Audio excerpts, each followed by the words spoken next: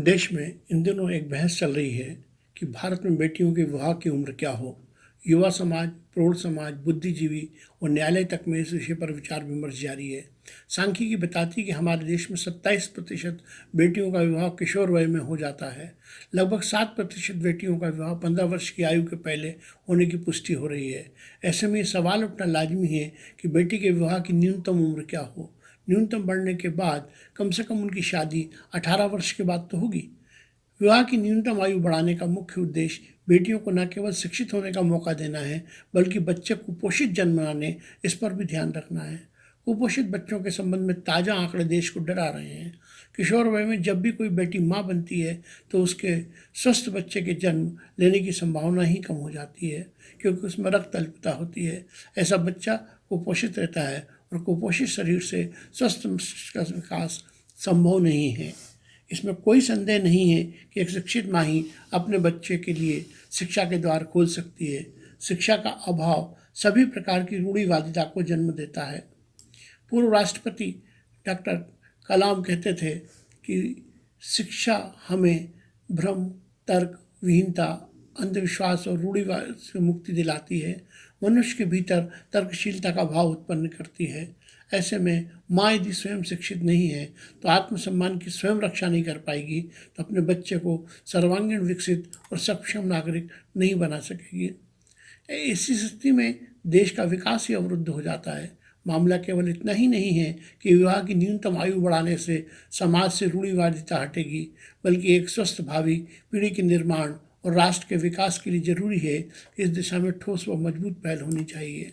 बेटियों के विवाह की उम्र बढ़ने से उनके शिक्षित होने की संभावना बढ़ जाएगी, उनके साथ होने वाले दुर्व्यवहार में कमी आएगी, क्योंकि 18 से 21 वर्ष की समय अवधि में व्यक्ति किशोर अवस्था को पार कर युवावस्था की तरफ बढ़ और मानसिक तौर पर परिपक्व होता रहता है। वह शारीरिक रूप से और मानसिक तौर पर अपने को अधिक महसूस करता है। उसके निर्णय लेने की क्षमता ही बढ़ चुकी होती है। जबकि यदि एक बेटी कम आयु में माँ बनती है तो उसके जीवन जीने की संभावना कम हो जाती है। ऐसी बेटियां घरेलू हिंसा का बहुत अधिक शिकार होती हैं। विश्व स्वास्थ्य संगठन के आंकड़े भी कहते हैं कि किशोर अवस्था में एक बेटी की गर्भवती होने पर उसमें खून की कमी, HIV जैसी बीमारी बढ़ने की शंका बढ़ जाती है। कम आयु में विवाह और प्रसव होने के बाद लड़कियों में अवसाद जैसे मानसिक विकार से ग्रस्त होने की संभावना बहुत अधिक रहती है। आज जब हम लैंगिक समानता की बात करते हैं तो बेटियों को जीवन बचाने की बात करनी चाहिए।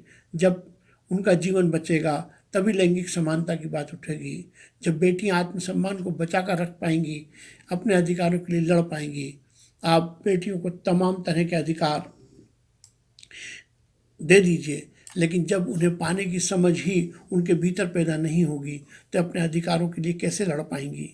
जब माँ अपने अधिकारों के प्रति सजग नहीं होगी तो अपने बच्चों को कैसे सजग बना पाएगी। बेटियों की शादी की न्यूनतम उम्र बढ़ाने के लिए के संदर्भ में 3 प्रमुख तर्क सामने आए हैं।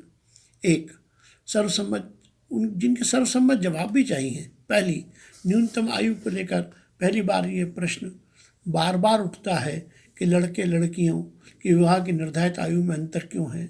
इसे लेकर दिल्ली उच्च न्यायालय में एक याचिका दायर की गई और कहा गया कि समानता के संवैधानिक अधिकार के ये विरुद्ध है। इस विषय पर एक वैज्ञानिक राय देश में बनना चाहिए। दूसरी बात, मुस्लिम पर्सनल लॉ के अनुसार लड़की के रजस्वला हो जाने के बाद उसकी विवाह की अनुमति है। इसका भी एक तर्कसम्मत जवाब समाज के सामने आना जरूरी है। तीसरी बात, विवाह की न्यूनतम उम्र बढ़ाने की बात इसलिए उठी क्योंकि वैज्ञानिक रूप से यह प्रमाणित हो चुका है कि कम आयु में माँ बनने पर लड़की के जीवन को खतरा रहता है और इसकी पालना में गुरेज क्यों है। यह एक सर्वज्ञात तथ्य है कि समाज में जब परिवर्तन होता है तो उसका विरोध होता है। इस बदलाव का भी विरोध होना तय है। विरोध का स्वरूप परिवर्तित करने और उसकी सकारात्मक दिशा देने के लिए आम जन के मन में जो संशय है उसे दूर करना आवश्यक है। राष्ट्र में सरकार को इस बारे में नीति निर्धारित करना चाहिए और उससे पहले एक आम सहमति की कोशिश भी जरूरी है।